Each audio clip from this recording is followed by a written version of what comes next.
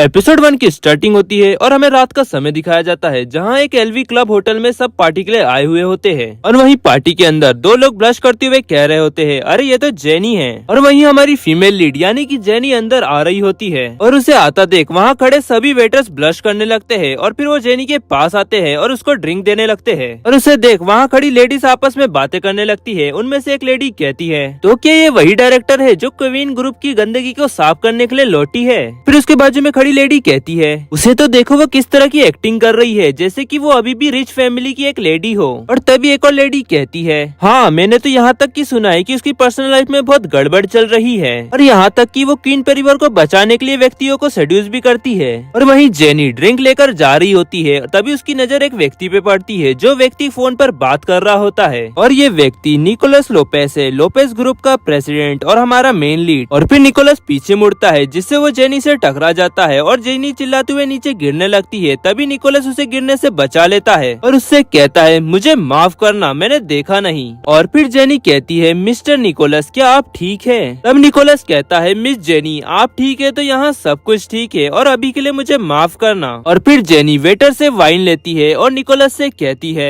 Mister Nicholas please रुकिए, और आपने मेरी ड्रिंक पहले ही गिरा दी है तो माफी के तौर पर आप मेरे साथ ड्रिंक क्यों नहीं पीते? ये सुन निकोलस मन में कहता है, अफवाह तो ये है कि ये महिला बहुत ही चालाक है और इसकी पर्सनल लाइफ बहुत ही गड़बड़ है। इसके अलावा क्वीन परिवार के लिए अभी बहुत ही मुश्किल का समय चल रहा है और इसलिए बेहतर मेरे लिए यही होगा कि मैं उसके साथ ज्यादा शामिल ना हूँ। और उसकी ये मुस्कुराहट उसके एम्बिशन को छुपाने में असमर्थ है। और फिर निकोलस वाइन लेते हुए कहता है, हाँ बिल्कुल। और फिर निकोलस वो वाइन पीने लगता है और उसे वो वाइन पीता देख जेनी स्माइल करते हुए मन में कहती है, मैंने तुम्हारे एंटिसिपेशन को पहले ही भाप लिया था। और फिर हमें कुछ देर पहले का समय दिखाया जाता है जहाँ जेनी वेटर को पैसे देते हुए कहती है, ये पैसे लो और निकोलस की वाइन में ये बेहोशी की दवा मिला देना। और फिर निकोलस उस गिलास की पूरी वाइन पी लेता है और जेनी से कहता है, मिस जेनी मैंने माफी के तौर पर पूरी वाइन का गिलास खाली कर दिया है, अब मुझे माफ करना, मुझे जाना होगा। और तभी निकोलस का सर चकराने लगता है और उसके पैर लड़खड़ा रहे होते हैं और उसे ऐसे लड़खड़ाता देख बाजू में खड़ा वेटर उससे कहता है, सर क्या आप ठीक है?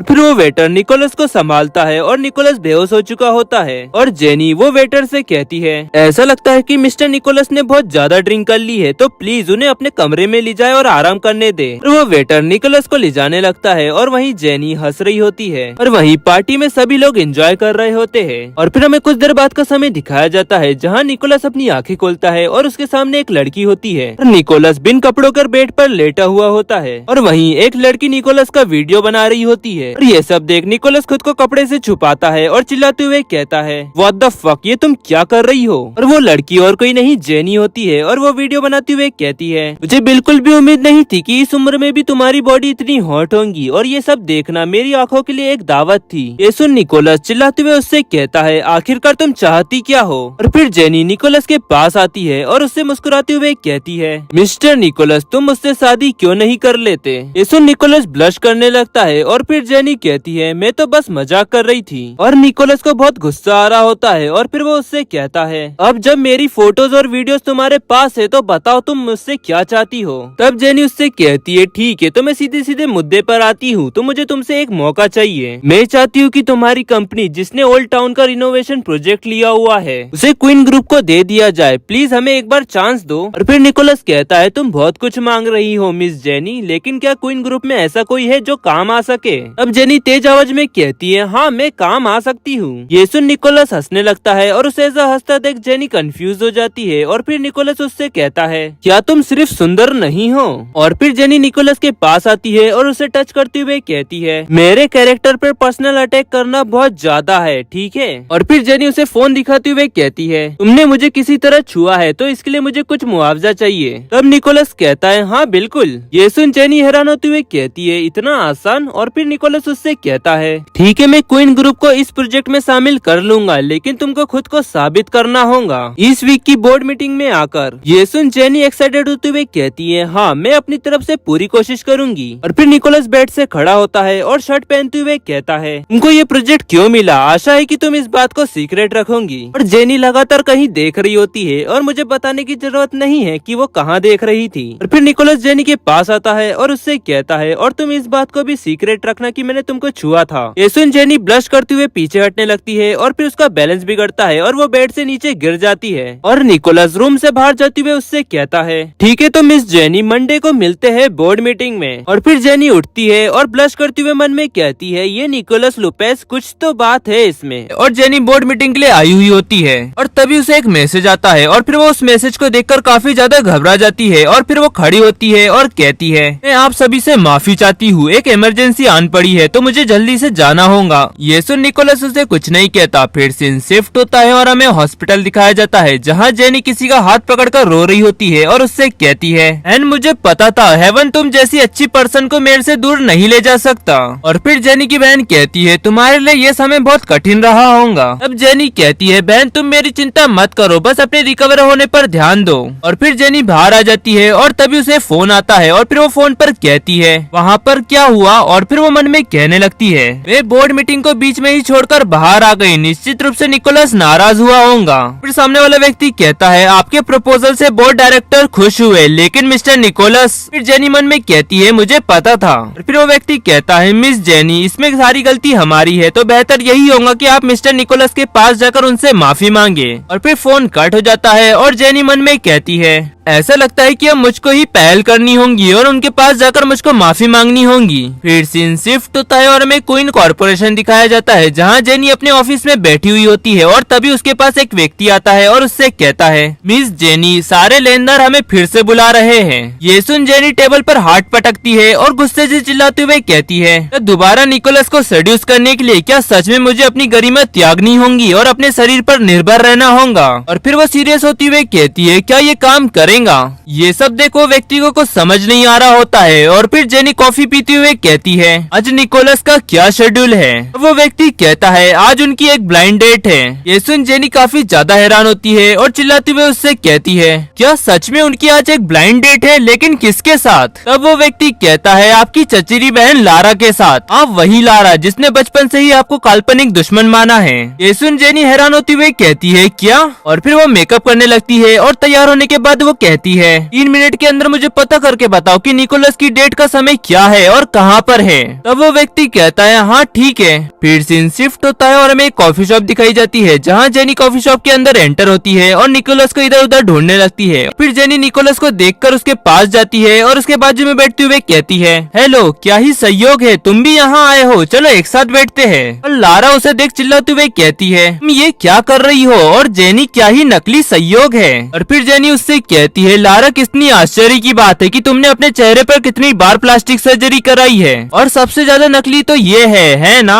सुन लारा को बहुत गुस्सा आ रहा होता है और वो बहुत ज्यादा शर्मिंदा होते हुए उससे कहती है तुम। और ये सुन निकोलस मन ही मन हंस रहा होता है। फिर लारा शर्मिंदा होते हुए निकोलस से कहती है मुझे माफ करिएगा, मुझे रेस्ट रूम जाना होगा। फिर लारा वहाँ से चली जाती है और निकोलस जेनी से कहता है तुम यहाँ पर क्या कर रही हो। तब जेनी उससे कहती है मैं यहाँ क्यों हूँ क्योंकि मेरे से कुछ गलती हो चुकी है इसलिए मैं माफी के तौर पर तुम्हारे पास आई हूँ। ये सुन निकोलस सोफे से उठते हुए उससे कहता है तुम यहाँ अपनी गलती सुधारने आई हो लेकिन मुझे डर है कि तुम वो नहीं कर सकती जो मैं चाहता हूँ। ये कहकर निकोलस वहाँ से चला जाता है और जेनी मन में कहती है यहाँ तक कि निकोलस पर ना मेरा आकर्षण काम आया और ना ही मैं उससे माफी मांग पाई। रुको ऐसा तो नहीं निकोलस को महिलाएं पसंद ही नहीं ऐसा नहीं हो सकता है ना। और कुछ देर बाद लारा वहाँ पर वापस आती है और वहाँ पर किसी को ना देख वो चिल्लाते हुए कहती है वो कहाँ गया। और फिर लारा वहाँ पड़ा कार्ड उठाती है और उस पर लिखा हुआ होता है मेरी प्यारी चचेरी बहन निकोलस और मैं एक साथ रात बिताने के लिए निकल चुके हैं। ये पढ़ लारा को बहुत गुस्सा आता है और वो उस पेपर को फाड़ देती है और चिल्लाते हुए कहती है जेनी बेशरम लड़की। और हमें क्वीन कॉर्पोरेशन दिखाया जाता है जहाँ एक व्यक्ति जेनी को आता देख उससे कहता है मिस जेनी आप वापस आ गई। और तभी एक व्यक्ति जेनी से कहता है हाय। और जेनी उन्हें देख उनसे कहती है तुम दोनों फिर से यहाँ आ गए। वो व्यक्ति कहता है मिस जेनी आज पैसा लौटाने की लास्ट डेट है और हम जानते हैं कि तुम्हारे पास पैसा नहीं है तो इसलिए हम तुमको दूसरा ऑप्शन दे रहे हैं। फिर उसके बाजू में बैठा व्यक्ति जेनी से कहता है अगर तुम हमारा साथ दोगी तो जो हमने तुमको पैसा दिया है हम उसको माफ कर देंगे। फिर वो दोनों सोफे से उठते हैं और ब्लश करते हुए जेनी के पास जाने लगते हैं और उनमें से एक व्यक्ति कहता है मिस जेनी आप एक युवा महिला है तो आपको खुद को थकाने की कोई जरूरत नहीं है। तभी जेनी उस व्यक्ति के मुंह पर चेक फेंक कर मारती है और उससे कहती है मुझे माफ करना लेकिन मैं तुम दोनों को निराश करने जा रही हूँ, ये चेक पकड़ो और यहाँ से दफा हो जाओ। और फिर वो दोनों उस चेक केक को देखने लगते हैं और फिर जेनी वहाँ से जाने लगती है और फिर वो दोनों उससे कहते हैं इम्पॉसिबल, किन फैमिली ये पैसे कैसे वापस कर सकती है। फिर दूसरा व्यक्ति जेनी से कहता है जरूर तुम इस पैसे को लौटाने के लिए एक अमीर इंसान के साथ सोई होंगी। और फिर जेनी अपने एम्प्लॉय से कहती है वेन इन्हें यहाँ से दफा करो। और फिर वेन उन व्यक्तियों से कहता है तुम लोगों को तुम्हारे पैसे वापस मिल चुके हैं तो ईमानदारी से यहाँ से वापस चले जाओ, नहीं तो मुझे गार्ड्स को बुलाना पड़ेगा।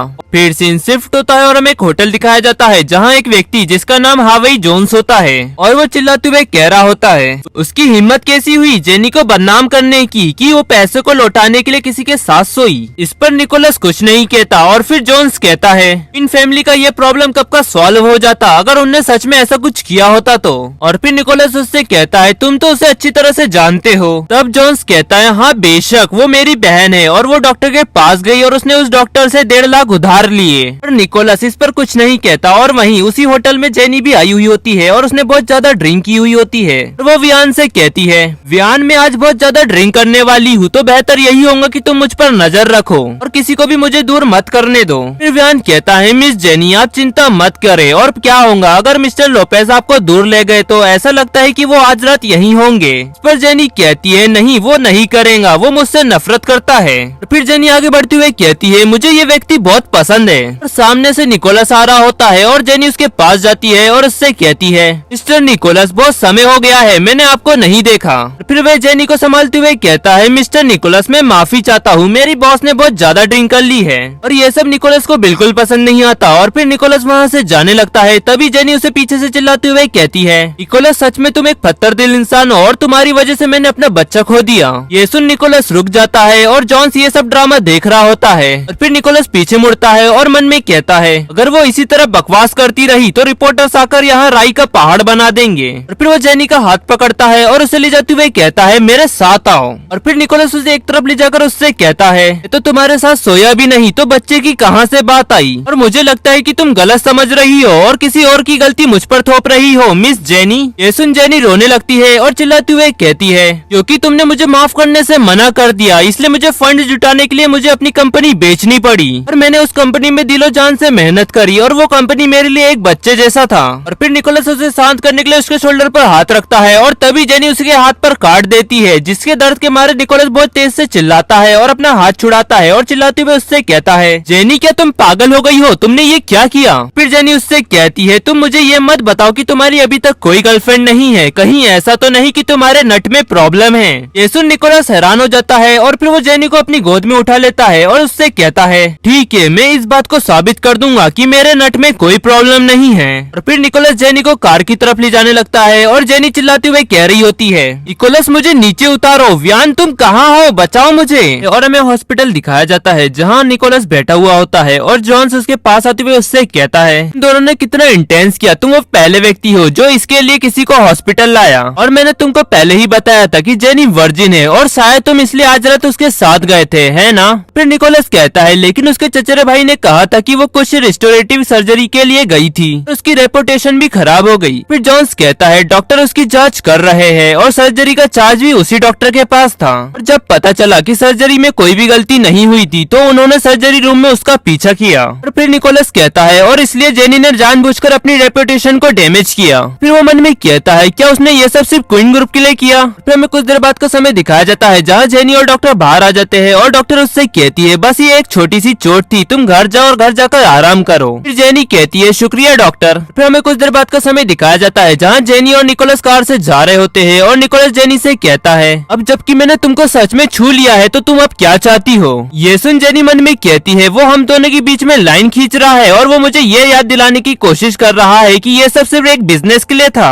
फिर वो निकोलस से कहती है मीटिंग को बीच में छोड़कर चले जाना ये मेरी गलती है और मैं इसके लिए माफी चाहती हूँ, लेकिन मेरी फैमिली को सच में इस अपॉर्चुनिटी की जरूरत है। निकोलस कहता है ठीक है। ये सुन जेनी खुश होती है और फिर निकोलस उससे कहता है मैं सोच भी नहीं सकता कि तुमने अपने इस चेहरे के साथ कंपनी को कैसे चलाया। ये सुन जेनी को कुछ समझ नहीं आता और फिर निकोलस फोन निकालता है और उससे कहता है इधर आओ। फिर जेनी घबराते हुए कहती है क्या फिर से, मैं एक पेशेंट हूँ। और फिर निकोलस उसे फोन में एक फोटो दिखाते हुए कहता है तुमने इसे ब्लाइंड डेट के दौरान लारा को भड़काने के लिए भेजा था, है ना। और फिर ये लारा ने मुझे भेजा। और फिर जेनी ब्लश करते हुए कहती है हाँ। और फिर निकोलस उससे कहता है अब तुम कार से बाहर निकल सकती हो। और फिर जेनी कार से नीचे उतर जाती है और निकोलस वहाँ से गाड़ी भगाते हुए निकल जाता जाता है और फिर जेनी चिल्लाती हुई कहती है ये सब कितना बचकाना था। और फिर जेनी दबे पाव घर के अंदर एंटर होती है और तभी उसके डैड उसे चिल्लाते हुए कहते हैं जेनी। और फिर जेनी उनसे कहती है डैड आप अभी तक जाग रहे हैं। और फिर डैड उससे कहते हैं जेनी मुझे पता है कि ये सब तुम्हारे लिए बहुत मुश्किल है, मुझे माफ करना। और फिर जेनी उसके डैड का हाथ पकड़ते हुए कहती है डैड ऐसा मत कहो, मैं भी परिवार का एक हिस्सा हूँ। और फिर डैड रोते हुए कहते हैं तुम्हारे बड़े भाई को घपले के आरोप में जेल में डाल दिया गया, जबकि तुम्हारी बहन को उसके ही मंगेतर ने उसको धोखा दिया और उसकी कार एक्सीडेंट में मौत हो गई। और अब कंपनी मुश्किल में है और हम सिर्फ अब तुम पर भरोसा कर सकते हैं। और फिर जेनी कहती है मेरे अंकल बड़े ही विश्वासघाती है, हम अपनी कंपनी को उनके हाथों में नहीं पड़ने दे सकते और अगर उनके हाथों में कंपनी पड़ गई तो कंपनी बर्बाद हो जाएगी। और डैड आप सब ठीक है, निकोलस ने मुझसे वादा किया है कि वो हमारी मदद करेगा। ये सुन डैड हैरान होते हुए कहते हैं क्या कहा तुमने। फिर सीन शिफ्ट होता है और हमें नेक्स्ट डे क्वीन कॉर्पोरेशन दिखाया जाता है, जहाँ जेडन यानी जेनी के अंकल चिल्लाते हुए जेनी से कहते हैं तुमको ये प्रोजेक्ट कैसे मिला। अब जेनी उनसे कहती है क्या आपको इस कॉन्ट्रैक्ट से कोई दिक्कत है मिस्टर जेडन। तभी जेडन चिल्लाते हुए कहते हैं तुम, और फिर जेनी की तरफ हाथ बढ़ाते हैं और जेनी पीछे हट जाती है। और फिर जेनी उस बुक को देखते हुए कहती है अब आप यहाँ से जा सकते हैं अगर आपके पास और कुछ कहने के लिए नहीं है तो।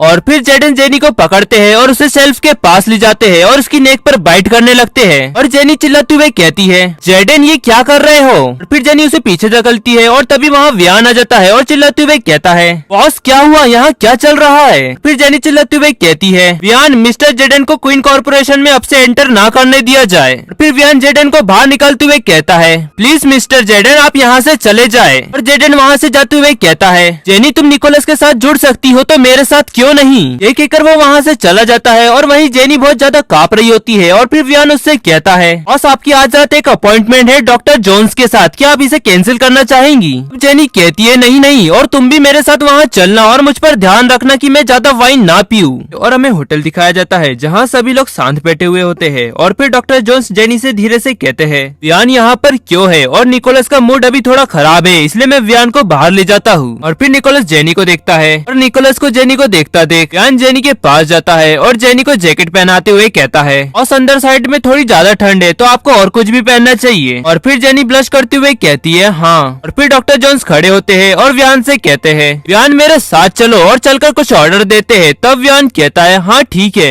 ये कहकर वो दोनों वहाँ से चले जाते हैं और निकोलस और जेनी एकदम शांत बैठे हुए होते हैं। और फिर निकोलस जेनी से कहता है अगर ये जैकेट बहुत ज्यादा गर्म है तो तुम इसे उतार सकती हो। अब जेनी कहती है नहीं नहीं इसकी कोई जरूरत नहीं है, ये ज्यादा गर्म नहीं है। और फिर निकोलस उससे कहता है तुम्हारे साथ ये किसने किया। तब जेनी उससे कहती है क्या किसने किया, तुम्हारा कहने का मतलब क्या है। और फिर निकोलस वाइन पीते हुए उससे कहता है आज रात मेरे घर चलो और अपने आप को अच्छी तरह से साफ कर लो। और फिर जेनी ब्लश करती है और चिल्लाते हुए उससे कहती है ये बहुत ज्यादा हो रहा है निकोलस। फिर निकोलस उससे कहता है अगर तुम ये नहीं चाहती तो फिर कभी मेरे पास तुम मत आना। और फिर जेनी डिसअपॉइंट हो जाती है। और फिर हमें कुछ देर बाद का समय दिखाया जाता है जहाँ जेनी जोन्स को बाय करती है और कहती है पहले ही बहुत ज्यादा देर हो चुकी है और डॉक्टर जोन्स अभी चले गए और उनके साथ व्यान भी हॉस्पिटल चला गया मेरी बहन की देखभाल करने के लिए, और जरूर उसे कुछ न कुछ शक तो हुआ होगा। और फिर निकोलस वहाँ से जाते हुए कहता है चलो चलते हैं। और फिर सीन शिफ्ट होता है और वो दोनों हमें निकोलस के घर पर दिखाए जाते हैं जहाँ वो दोनों घर के अंदर जाते हैं। और निकोलस जेनी से कहता है तुम यहाँ पर क्यों खड़ी हुई हो, जाओ और जाकर शावर ले लो। और फिर जेनी जाकर शावर लेने लगती है और निकोलस को उसके पास आता देख ब्लश करते हुए वो मन में कहती है वो बहुत ज्यादा दबंग है। और फिर निकोलस आकर जेनी को पीछे से गले लगा लेता है और जेनी चिल्लाते हुए कहती है आ निकोलस। और फिर निकोलस उससे कहता है मैं तुम्हारी वॉश करने में मदद कर देता हूँ। और फिर निकोलस जेनी के कान को बाइट करने लगता है। और फिर जेनी उससे कहती है निकोलस रुक जाओ मेरा फोन रिंग हो रहा है। और फिर जेनी फोन के पास जाती है और फोन को देखकर कहती है अरे ये तो बेट है। और फिर वो फोन उठाकर कहती है मिस्टर बाउन क्या आपके पास कोई खबर है। हाँ ठीक है मैं अभी वहाँ आती हूँ। और फिर फोन कट हो जाता है और निकोलस उससे कहता है यह बेट बाउन वो तो अंडरवर्ल्ड में बहुत ही पावरफुल व्यक्ति है और क्या तुम भी उसके साथ बिजनेस करती हो। और फिर जेनी कपड़े पहनते हुए कहती है मैंने उसे मेरी बहन की कार एक्सीडेंट की जांच करने के लिए कहा, लगता है कि उसे कुछ सुराग मिला है तो मुझे अभी वहाँ जाना होगा, लेकिन उससे पहले मैं अपने कपड़े बदलने के लिए घर जाऊंगी। अब निकोलस उससे कहता है हाँ ठीक है मैं भी तुम्हारे साथ चलता हूँ। और फिर सीन शिफ्ट होता है और हमें एंटरटेनमेंट क्लब दिखाया जाता है जहाँ जेनी और निकोलस पहुँच चुके होते हैं और उनको आता देख बोन उनसे कहता है मिस्टर निकोलस मुझे बिल्कुल उम्मीद नहीं थी कि आप भी यहाँ आएंगे। और फिर जेनी बोन से कहती है मिस्टर बोन ये मेरे आदमी हैं और वो सिर्फ मुझे कंपनी देने आए हैं। और फिर बोन्स कहता है एक मिस्टर के रूप में कोई हाई प्रोफाइल व्यक्ति क्यों जाऊंगा। और क्या मिस्टर निकोलस तुम्हारे साथ और मेरे साथ जुड़ना चाहते हैं? अब जेनी कहती है तुम्हारा मतलब क्या है, तुम्हारे और मेरे जैसे? और क्या तुमने मुझसे कहा नहीं था कि तुमको खबर मिली है? तो मुझे खबर बताओ क्या है। और फिर बोन्स कहता है हाँ ठीक है, प्लीज तैयार रहिएगा। तभी वहाँ एक गार्ड एक लड़की को बंदी बनाकर लाता है और वो लड़की चिल्लाती हुए कह रही होती है आखिरकार तुम लोग मुझसे चाहते क्या हो? और जेनी चिल्लाते हुए कहती है वो जॉन की वाइफ है और मेरी बहन की सगाई के बाद उसने मेरी बहन को बहुत टॉर्चर किया, जिससे मेरी बहन बहुत ज्यादा परेशान हो गई और उसका दिमाग खराब हो गया और उसकी वजह से मेरी बहन का एक्सीडेंट हो गया। वो लड़की रोती हुई कहती है वो मैं नहीं हूँ, वो तो तुम्हारी आंटी विल्मा थी जिसने मुझे एला को गुस्सा दिलाने और उसे दूर भगाने के लिए कहा था। उसने ही कार एक्सीडेंट की प्लानिंग की थी। ये सुन जेनी हैरान होते हुए कहती है क्या वो विल्मा थी? और तभी जेनी का एकदम से बैलेंस बिगड़ जाता है और निकोलस उसे संभालता है और फिर बोन्स उससे कहता है ठीक है तुम उसे यहाँ से ले जाओ, तुम पहले विदेश में थी और अगर तुम्हारे भाई और तुम्हें कुछ हो जाता है तो क्वीन परिवार का सारा कारोबार तुम्हारे दूसरे चाचा के हाथों में चला जाएगा। और फिर निकोलस जेनी से कहता है अगर तुम अपना मन हल्का करना चाहती हो तो तुम रो सकती हो। और फिर जेनी उसे चिल्लाते हुए कहती है तुम कैसी बात कर रहे हो, विल्मा को मेरी जगह रोना चाहिए। और वहीं बोन्स ये सब देखकर मन ही मन हंसते हुए कहता है ये लड़की बहुत ही इंटरेस्टिंग है। और फिर बोन्स उनसे कहता है मुझे माफ करना कि मैं तुम दोनों के बीच में कह रहा हूँ, लेकिन अब तुम्हारा भुगतान करने का समय आ गया है जेनी। अब जेनी उससे कहती है मेरे पास तुम्हारी फीस देने के लिए 5 मिलियन नहीं है और तुम्हारे नियमों के मुताबिक तुम मेरे हाथ की छोटी उंगली काट दो।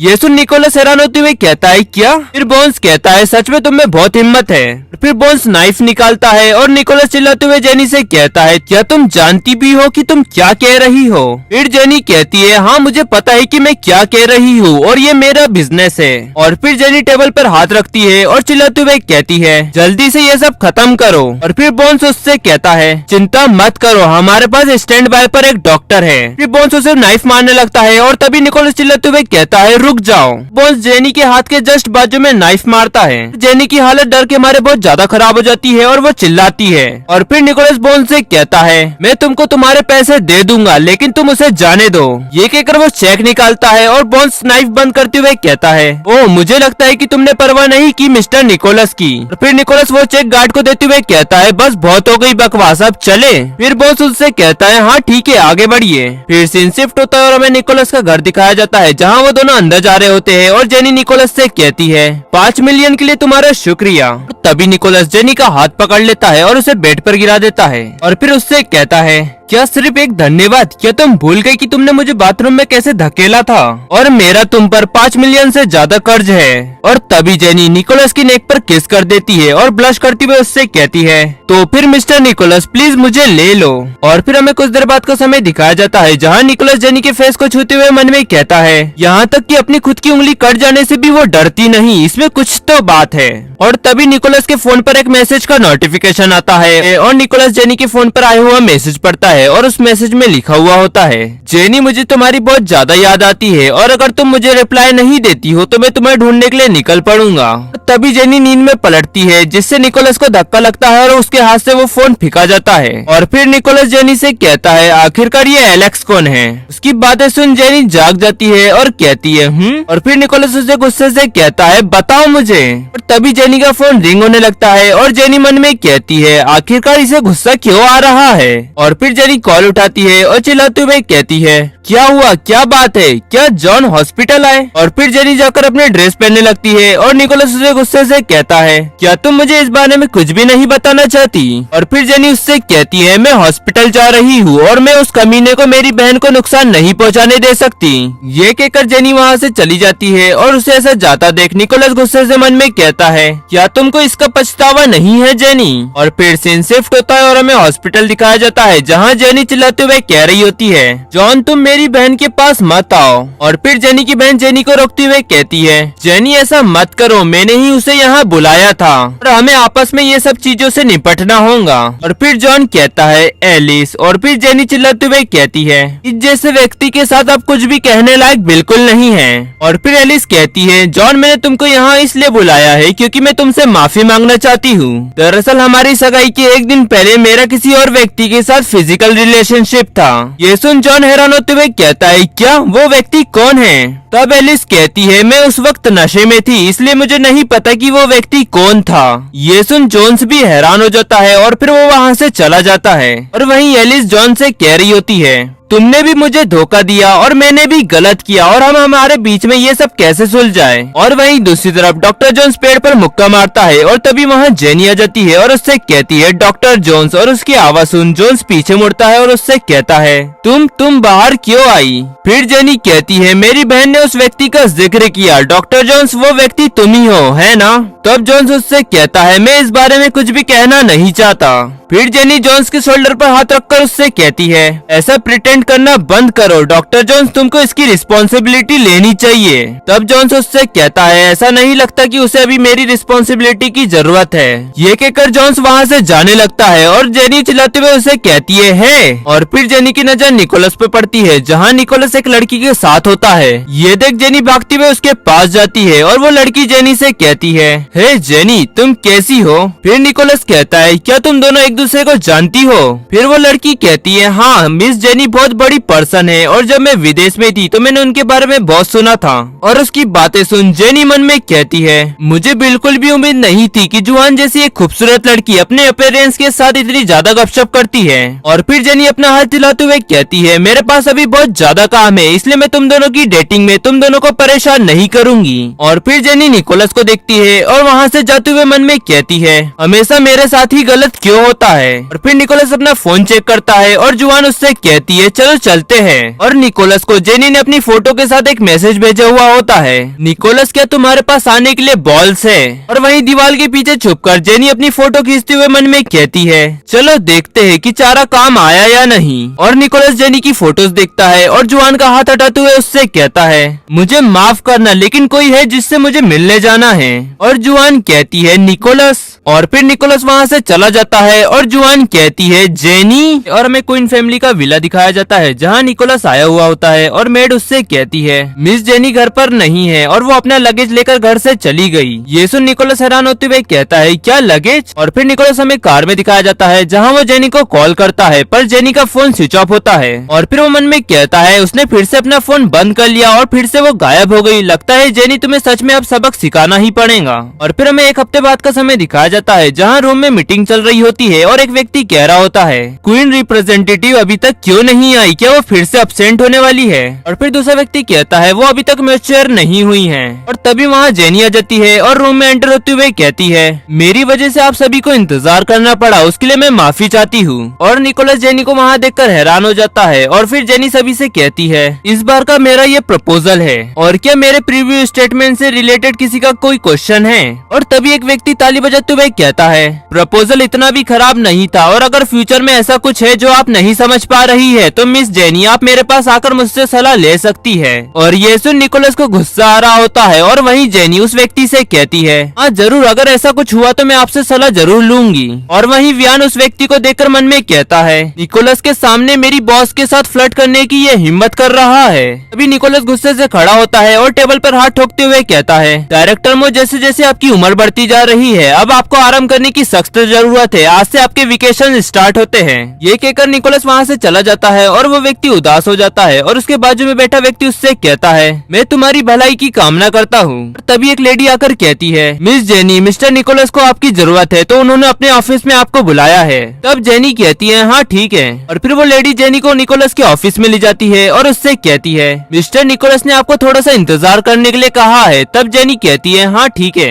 और फिर वो रूम में इधर उधर घूमने लगती है और मन में कहती है, वो चिड़चिड़ा निकोलस, वो चाहता था कि मैं यहाँ आऊँ लेकिन वो यहाँ खुद ही नहीं है। तभी अचानक एक सीक्रेट रूम खुलता है और जेनी डर के मारे चिल्लाने लगती है और उसमें से एक व्यक्ति बाहर निकलता है और जेनी को अंदर खींच लेता है। और वो व्यक्ति और कोई नहीं निकोलस होता है और जेनी चिल्लाते हुए उससे कहती है, निकोलस तुम? तब निकोलस अपनी टाई ढीली करते हुए कहता है, ये मेरा प्राइवेट लॉन्च है इसलिए यहाँ कोई नहीं आएगा। और क्या तुम्हें याद है कि तुमने एक हफ्ते पहले क्या किया था? तब जेनी उससे कहती है, तुम कहना क्या चाहते हो? और तभी निकोलस उसे किस कर देता है और फिर जेनी ब्लश करते हुए उससे कहती है, ऐसा लगता है कि निकोलस तुम्हें मेरी बहुत याद आई और फिर निकोलस जेनी को बेड पर गिरा देता है और उसे किस करता है और फिर सीन शिफ्ट होता है और हमें कुछ देर बाद का समय दिखाया जाता है जहाँ जेनी जागती है और मन में कहती है यहाँ पर इतना अंधेला और क्या निकोलस यहाँ से चला गया। और फिर सीन शिफ्ट होता है और हमें क्वीन रेसिडेंट दिखाया जाता है जहाँ एक व्यक्ति खड़ा हुआ होता है और जेनी को आता देख उसके पास जाता है और उसे संभालते हुए उससे कहता है जेनी तुम कहाँ थी। तब जेनी अपना हाथ छुड़ाते हुए उससे कहती है मिस्टर क्वेन अपने आप को बचाओ। और फिर वो व्यक्ति गुस्से से चिल्लाते हुए कहता है क्या तुम निकोलस के साथ थी। तब जेनी उससे कहती है इससे तुम्हारा कोई लेना देना नहीं है। और फिर क्वेन जेनी के हाथ पकड़ते हुए उससे कहता है निकोलस बस तुम्हारे साथ खेल रहा है, अगर सच में वो तुम्हारी परवाह करता है तो जब तुम असहज महसूस करती हो तो वो तुम्हारी परवाह क्यों नहीं करता। तब जेनी उससे कहती है मुझे दर्द हो रहा है। और फिर क्वीन डांस परफॉर्मेंस की टिकट दिखाते हुए जेनी से कहता है अब तो हर कोई जानता है कि निकोलस जुआन से शादी करने वाला है, अगर तुम्हें अभी भी मेरी बात पर यकीन नहीं हो रहा है तो तुम मेरे साथ आओ और खुद ही देख लो। ये सुन जेनी हैरान हो जाती है और हमें नेक्स्ट डे ग्रैंड थिएटर दिखाया जाता है जहाँ क्वेन और जेनी आए हुए होते हैं और वहीं निकोलस भी आया हुआ होता है और वहाँ वो जेनी को देखकर हैरान हो जाता है। और तभी निकोलस के बाजू में खड़ी लेडी उससे कहती है निकोलस स्टेज के पीछे जाकर देखो कि जुआन तैयार हो गई या नहीं, और इसके अलावा उसके भाई डिप्टी मेयर को हेलो भी कहना। और तभी वहाँ जुआन आ जाती है और निकोलस को पीछे से गले लगाते हुए कहती है निकोलस मैं सच में बहुत ज्यादा खुश हूँ कि तुम मेरे लिए यहाँ आए। और जेनी उन दोनों को साथ देख हैरान हो जाती है और फिर क्वेन धीरे से उसे कहता है क्या तुम्हें यह देखने के बाद एहसास हुआ कि तुम कितनी बेवकूफ हो, या तुम अभी भी अपने आप को धोखा दे रही हो कि निकोलस सच में तुमसे प्यार करेगा। फिर जेनी उससे कहती है कवेन तुमको अपने बारे में चिंता करना चाहिए, तुम्हारी मॉम विल्मा ने मेरी बहन को नुकसान पहुंचाने के लिए किसी को काम पे रखा है और मैं केस वापस नहीं लूंगी। फिर क्वेन कहता है तुम, और फिर जुआन का डांस स्टार्ट हो जाता है और डांस खत्म होने के बाद निकोलस बुके लेकर जुआन के पास जाने लगता है और उससे कहता है जुआन तुम्हारी परफॉर्मेंस सफल हुई। और ये देख वहाँ बैठी ऑडियंस ताली बजाने लगती है। और फिर जुआन निकोलस को किस कर देती है और उससे कहती है तुम्हारा शुक्रिया। और ये सब देख जुआन सरप्राइज हो जाती है। और फिर हमें शो एंड होने के बाद का समय दिखाया जाता है जहाँ क्वेन जेनी से कह रहा होता है तुम्हें निकोलस को छोड़ देना चाहिए था और यहाँ बैठकर अब कोई फायदा नहीं है, यहाँ से चलो। और तभी जुआन उन दोनों को वहाँ देख उनसे कहती है क्वीन के दोनों डायरेक्टर यहाँ आए और मेरा परफॉर्मेंस देखिए। और फिर क्वेन जेनी से कहता है क्या तुम में अभी भी इतनी हिम्मत है कि तुम जिससे प्यार करती हो उसे किसी और के साथ इतना अच्छा बर्ताव करता देख सको। ये सुन जेनी को गुस्सा आता है और फिर वो स्टेज पे जाती है और ताली बजाते हुए जुआन की तरफ आगे बढ़ने लगती है और उससे कहती है मिस जुआन बहुत ही बढ़िया, अगर हम आपका ये परफॉर्मेंस देखने नहीं आए हुए होते तो हमारा बहुत बड़ा नुकसान हो जाता। और फिर जुआन कहती है तुम्हारी तारीफ के लिए शुक्रिया मिस जेनी, और क्या आप दोनों मेरे और मेरे बॉयफ्रेंड के साथ डिनर में शामिल होना चाहेंगे। ये सुन जेनी हैरान हो जाती है और निकोलस उसके रिएक्शन को देख रहा होता है। और फिर जेनी उससे कहती है हाँ जरूर, हम आपके साथ डिनर करना चाहेंगे। और तभी वहाँ एक व्यक्ति आ जाता है और वो कहता है मुझे उम्मीद नहीं थी कि मिस जेनी न केवल इतनी सुंदर बल्कि इतनी प्यारी भी होंगी। और आप सभी को गुड इवनिंग, और मेरा नाम जोएल फिशर है। और फिर जुआन भागते हुए जोएल के पास जाती है और मन में कहती है जोएल तुम लेट हो। और फिर जोएल उन सभी से कहता है चूंकि जुआन ने आप सभी को डिनर के लिए इनवाइट किया है तो चलिए चलते हैं। और फिर सीन शिफ्ट होता है और हमें रेस्टोरेंट दिखाया जाता है जहाँ सभी लोग बैठे हुए होते हैं और वाइन पीते हुए क्वेन कहता है डिप्टी मेयर जोएल आप सच में बहुत ही ज्यादा लकी है कि आपकी वंडरफुल बहन जुआन और टैलेंटर मिस्टर निकोलस आपके ब्रदर इन लॉ है। और वहीं उसकी बातें सुन जेनी मन में कहती है अब वो फिर से क्या करना चाहता है। और जोएल क्वेन से कहता है मिस जेनी जैसी सक्षम बहन होना बुरा नहीं है और उनके पास बहुत सारे लवर होना चाहिए। फिर क्वेन कहता है मेरी बहन को पीछा किया जाना पसंद नहीं है, उसे अपने क्रश के बारे में लिखना पसंद है जैसे कि उसने तब किया था जब वो एक छोटी बच्ची थी। ये सुन जेनी सबके सामने शर्मिंदा हो जाती है और जुआन भी उसकी हरकतें सुन मन ही मन हंसते हुए उससे कहती है ये जानना बहुत ही आश्चर्य की बात है कि मिस जेनी इतनी प्यारी है, मैं सही कह रही हूँ ना निकोलस। और फिर जेनी मन ही मन गुस्सा होते हुए उनसे कहती है हमें बहुत ज्यादा समय हो चुका है, अब हमें यहाँ से चलना चाहिए। फिर जुआन हंसते हुए कहती है मिस्टर क्वेन को सिर्फ आपकी शादी की चिंता है। ये सुन निकोलस को गुस्सा आता है और वो टेबल पर कप पटकता है और उसे ऐसा करता देख जुआन हैरान हो जाती है। और फिर वो निकोलस से कहती है निकोलस क्या बात है, तुम्हें ये खाना पसंद नहीं आया। और ये सब देख जेनी को बिल्कुल भी कुछ समझ नहीं आ रहा होता है। और फिर जुआन खड़ी होती हुई कहती है लगता है निकोलस तुम थक गए हो, चलो चलकर थोड़ा पहले आराम कर लो। और फिर निकोलस खड़ा होता है और जुआन का हाथ पकड़ता है और उन दोनों से कहता है अच्छा तो ठीक है, प्लीज एक्सक्यूज अस। और तभी जोएल जेनी की तरफ हाथ बढ़ाती हुए उससे कहता कहता है, मिस जेनी बहुत देर हो रही है, प्लीज मुझे आपको घर तक छोड़ने की परमिशन दे। ये सुन जेनी हैरान हो जाती है और फिर अपना हाथ देते हुए कहती है, हाँ जरूर, ये तो मेरे लिए सौभाग्य की बात है कि खुद डिप्टी मेयर मुझे घर तक छोड़ने जा रहे हैं। और फिर दोनों वहाँ से जाने लगते हैं और जुआन कहती है, मिस जेनी और मेरे भाई की बहुत अच्छी जोड़ी लगती है ना? इस पर निकोलस कुछ नहीं कहता और फिर सीन शिफ्ट होता है और हमें वो दोनों कार में दिखाए जाते हैं, जहाँ जोएल जेनी से कह रहा होता है, क्या तुम निकोलस के साथ हो? तब जेनी कहती है, अगर हम है भी तो क्या? फिर जोएल कहता है, मुझे खेद है कि मैंने तुमको अतीत में दूर धकेल दिया और अब तुम्हारा पीछा करने के लिए बहुत देर हो चुकी है। और फिर जेनी कहती है, आप नहीं चाहते कि आपकी बहन और निकोलस के रिश्ते के बीच में मैं आऊँ तो ठीक है डिप्टी मेयर। फिर जोएल कहता है, क्या तुम निकोलस के सामने इतनी ही सीधी हो? और फिर जेनी उदास होते हुए कहती है, मुझे हमेशा की तरह सावधान रहना होगा और जब भी मैं उसके साथ रहूंगी मुझे उसे मनाना होगा। और वही जोएल मन में कहता है, ये बहुत ही दिलचस्प है। और फिर वो कहता है, हाँ मैं समझ गया। और फिर सीन शिफ्ट होता है और हमें क्वीन फैमिली का विला दिखाया जाता है, जहाँ जेनी नहा के आती है और तभी निकोलस खिड़की से अंदर आने लगता है और उसे आता देख जेनी हैरान होते हुए कहती है, निकोलस तुम यहाँ कैसे आए और ये कितना खतरनाक है? और फिर निकोलस जेनी को बेड पर गिरा देता है और उसे ऐसा करता देख जेनी ब्लश करने लगती है। और फिर निकोलस उससे कहता है, जोएल के साथ तुम्हारा क्या रिश्ता है? क्या वो तुम्हारा क्रश है? बताओ मुझे कि कितने व्यक्तियों के साथ तुम्हारा अफेयर चल रहा है? इस पर जेनी अपना मुंह फेरते हुए कहती है, इससे तुम्हारा कोई मतलब नहीं है और वैसे भी हम दोनों के बीच में सिर्फ एक बिजनेस डील हुई है। ये सुन निकोलस हैरान हो जाता है और फिर जेनी उससे कहती है, क्या तुमने पहले ही जुआन को अपना बॉयफ्रेंड के रूप में संबोधित करने के लिए सहमति नहीं दी थी? ये सुन निकोलस को गुस्सा आता है और फिर वो चिल्लाते हुए कहता है, जेनी क्या तुम मुझे पागल करने की कोशिश कर रही हो? और तभी वो जेनी को किस कर देता है और फिर जेनी चिल्लाते हुए कहती है, आ निकोलस। और निकोलस जेनी के कपड़े फाड़ देता है और फिर वो उसे किस करने लगता है। फिर वो उससे कहता है, जेनी वो तुम ही थी जिसने इस रिलेशनशिप की शुरुआत की थी, लेकिन अब मैं तय करूंगा कि इसे कब खत्म करना है। और फिर हमें कुछ देर बाद का समय दिखाया जाता है, जहाँ निकोलस स्मोक कर रहा होता है और जेनी ब्लश करते हुए उससे कहती है, तो तुम क्या चाहते हो? और तभी निकोलस वो सिगरेट का स्मोक जेनी के मुंह में ट्रांसफर करता है और फिर जेनी खांसते हुए कहती है, निकोलस तुम? और फिर निकोलस स्माइल कर उससे कहता है, तुमने मुझे गुस्सा दिलाया, ये उसका नतीजा है। और फिर जेनी निकोलस के चेहरे को छूते हुए कहती है, निकोलस जब तुम इस तरह मुस्कुराते हो तो बड़े ही अट्रैक्टिव लगते हो, लेकिन तुम्हें मेरे जैसा बनने के लिए और ज्यादा मुस्कुराने की जरूरत है। फिर निकोलस उसका हाथ हटाता है और ब्लश करते हुए उससे कहता है, क्या तुम नहीं जानती कि तुम्हारी मुस्कुराहट कितनी फेक है? और तभी जेनी निकोलस को किस कर देती है और उसे पीछे धकेल देती है। और वहीं दूसरी तरफ हमें एक लेडी दिखाई जाती है जिसका नाम विल्मा है और ये जेडन और लारा की मॉम है और जेनी की दूसरी आंटी। और वो चिल्लाते हुए जेनी के बारे में कह रही होती है, उस बिच की इतनी हिम्मत कि उसने मुझ पर केस किया। और फिर क्वेन उनसे कहता है, मॉम आपको इस तरह का अपमानजनक काम करने के लिए किसने कहा था? तब विल्मा उससे कहती है, अगर तुम डायरेक्टर होते तो मुझे ऐसा कुछ करने की जरूरत नहीं पड़ती।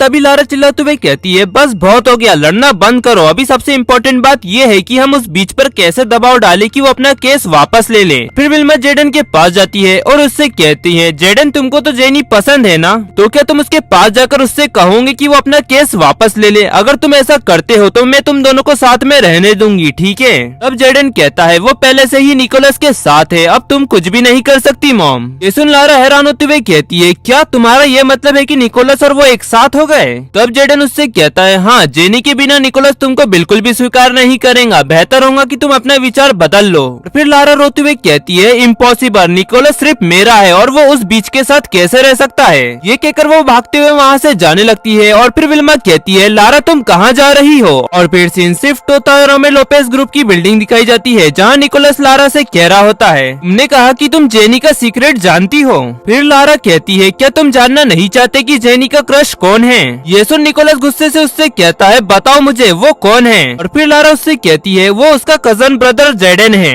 ये सुन निकोलस इस पर कुछ नहीं कहता। और फिर सीन शिफ्ट होता है, हमें प्रिजन की एंट्रेंस दिखाई जाती है, जहाँ जेनी एक व्यक्ति से मिलने आई हुई होती है और वो उससे बात करती है, माइकल मैं तुमसे वादा करती हूँ कि मैं तुम्हारी बेगुनाही साबित कर दूंगी। और फिर हमें उस व्यक्ति के बारे में बताया जाता है, इस व्यक्ति का नाम माइकल क्वीन है और ये क्वीन ग्रुप का सबसे बड़ा बेटा है। और फिर वो उससे कहता है, बस अब हार मान लो जेनी, अब मेरे बारे में चिंता मत करो। ये सुन जेनी चिल्लाती हुई कहती है, बिल्कुल नहीं, मुझे विश्वास नहीं है कि आपने पैसों के लिए कंपनी में घपला किया होगा। और फिर माइकल खड़े होते हुए कहता है, मैं अपना अपराध स्वीकार करूंगा, तुम वापस चली जाओ जेनी। फिर वो कहती है, माइकल। और फिर माइकल वहाँ से चला जाता है और जेनी चिल्लाते हुए कहती है, माइकल। और जेनी प्रिजन से बाहर आ जाती है और तभी उसे एक कॉल आता है और वो कॉल उठाकर कहती है, हेलो क्या बात है? तब निकोलस सामने से कहता है, मैं तुम्हारे ऑफिस में बैठा बैठा हुआ हूँ, तुम यहीं आ जाओ। और फिर फोन कट हो जाता है और जेनी पूरी तरह से कंफ्यूज होती है और फिर सीन शिफ्ट होता है और वो अपने ऑफिस में एंटर होते हुए मन में कहती है इस व्यक्ति का रवैया गर्दन में दर्द पैदा करने वाला है।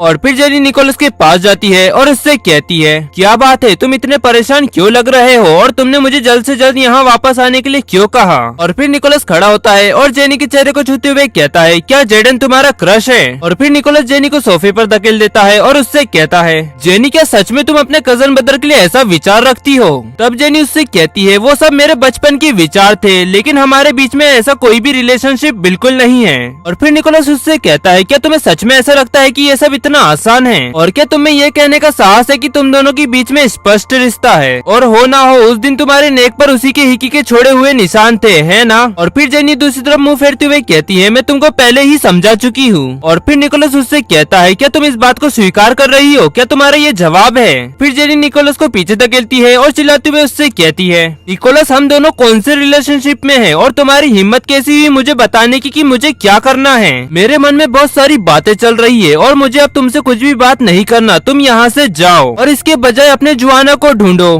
फिर निकोलस उससे कहता है उस कंडीशन में हम एक दूसरे से बात करना बंद कर सकते हैं। फिर जेनी कहती है क्या फर्क पड़ता है, और फिर वो दोनों शांत हो जाते हैं और निकोलस वहाँ से चला जाता है। और फिर कुछ देर बाद वहाँ लारा आ जाती है और जेनी से कहती है मेरी प्यारी चचेरी बहन क्या ये तुम्हारा और निकोलस का अंत है। और फिर जेनी खड़ी होती है और उसे चिल्लाते हुए कहती है मुझसे ये मत कहना कि वो तुम ही हो जिसने निकोलस को ये सब बातें बताई। और फिर लारा जेनी के पास आती है और उससे कहती है मैं बस अभी के लिए तुम पर अन्याय कर रही हूँ और मिस्टर निकोलस को तुम जैसी मुसीबत से छुटकारा दिलाने में मदद कर रही हूँ। और फिर जेनी उससे कहती है तुम्हें क्या लगता है कि तुम मेरे होते हुए निकोलस के साथ रह सकती हो। और फिर लारा हंसते हुए कहती है क्या तुम्हें इस बात से जलन हो रही है कि मैं मिस्टर निकोलस के साथ रहूंगी। ये सुन जेनी गुस्से से आग बबूला हो रही होती है और तभी वहाँ वेन आ जाता है और जेनी से कहता है मिस जेनी गेस्ट आए हैं। और फिर जेनी लारा से कहती है तुमने क्या सुना नहीं कि मेरे यहाँ गेस्ट आए हैं, तुम यहाँ से गायब हो जाओ। और फिर लारा चिल्लाते हुए कहती है जेनी बस तुम इंतजार करो। और फिर जेनी और वो गेस्ट हमें कॉन्फ्रेंस रूम में दिखाए जाते हैं जहाँ जेनी उससे कहती है तुम जरूर मेरे भाई की सेक्रेटरी होंगी, है ना, और मेरे भाई के साथ उस इंसिडेंट के घटने के बाद से आप मेडिकल लीव पर है।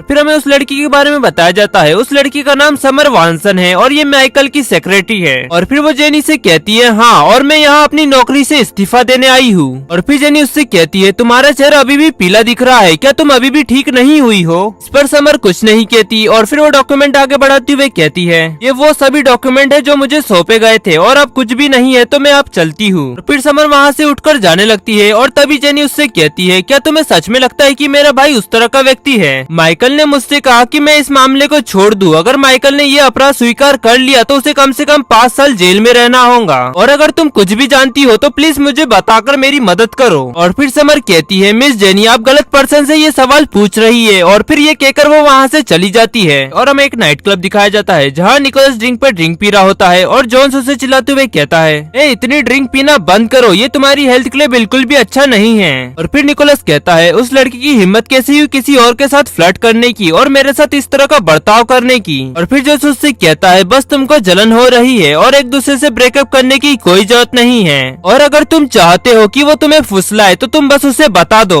ये सुन निकोलस उसे गुस्से से कहता है क्या तुम्हारा कहने का मतलब क्या है कि सारी गलती मेरी है। और फिर जॉन्स उससे कहता है तुम हमेशा अपनी फीलिंग्स को अपने तक ही रखते हो, और अगर तुम उसे बताओगे नहीं तो उसे कैसे पता चलेगा कि तुम क्या महसूस करते हो। तुम उसको पसंद करते हो लेकिन तुमने ये बात उसको नहीं बताया, और तुम और कोई दूसरा रास्ता क्यों नहीं अपनाते। तब निकोलस उससे कहता है बिल्कुल नहीं। और फिर जॉस कहता है तो फिर तुम वैसा ही करो जैसे मैं कहता हूँ, तुम्हारी मम तुमसे जो कहती है तुम वैसा ही करो और उस लड़की के साथ रहो, लेकिन तुम उसके प्यार के चक्कर में मत पड़ना। इस पर निकोलस कुछ नहीं कहता और फिर सीन शिफ्ट होता है और हमें हॉस्पिटल दिखाया जाता है जहाँ जेनी रूम से बाहर आती है और जॉस उससे कहता है जेनी क्या यहाँ तुम अपनी बहन से मिलने आई हो।